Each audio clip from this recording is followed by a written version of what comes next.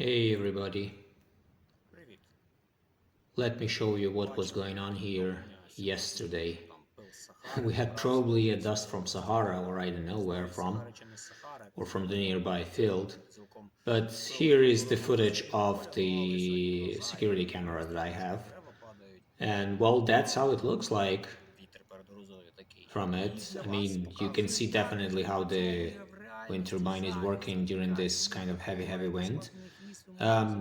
Yeah, that's crazy because I cannot film you the output that was the turbine making, but you may definitely see that the camera is shaking heavily. That's because the wind is clearly, really crazy. I don't know what was the wind speed. My weather station was able to record 10-12 with the gusts up to 18-20 probably.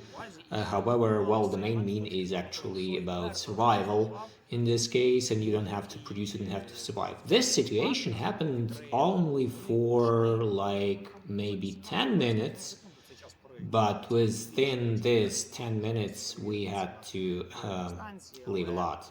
And I was able to film on like several minutes of this, like five something, I think.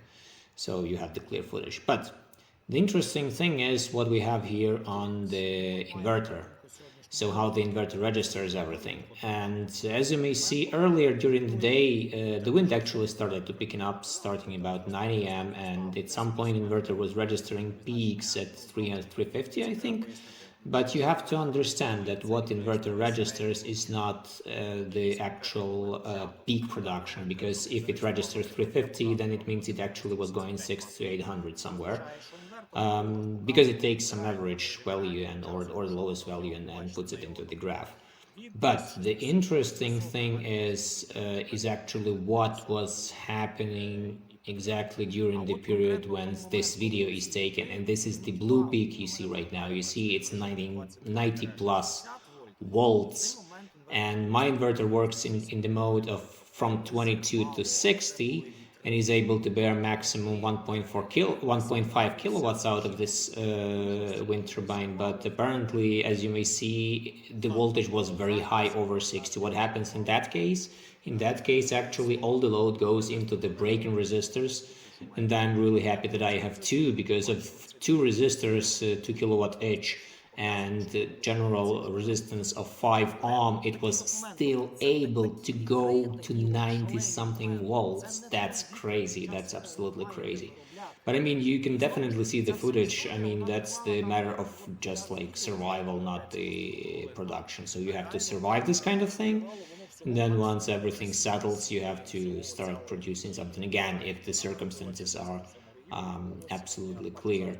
But like, just to give you understanding, at that same time I actually see the footage from the news that here or there the trees are falling, and there are, yeah, like huge problems with the electricity in the nearby cities because like of the broken network, broken wires. And well, definitely this is something that you have to consider, and just like survive mainly. But you may see that turbine held pretty well. So such a simply brutal defense or security measure as a furling tail, it's actually really good one. Folding tail, not a furling. Well, for furling and folding at the same time. But yeah, here you may see the footage of what was going on in the nearby area, like just like the pictures were taken at the same time when this video is shot, maybe a couple of minutes after. So yeah, that's the reality we have been facing at that time eventually, and I'm really glad that this wind turbine appears to be really steady and able to withstand these kind of heavy and crazy circumstances. I mean, the trees may fall, but it stands and it keeps going, and it keeps working at some point, so who knows. Um, that would be basically it for this time, and thank you for watching, and well, see you later.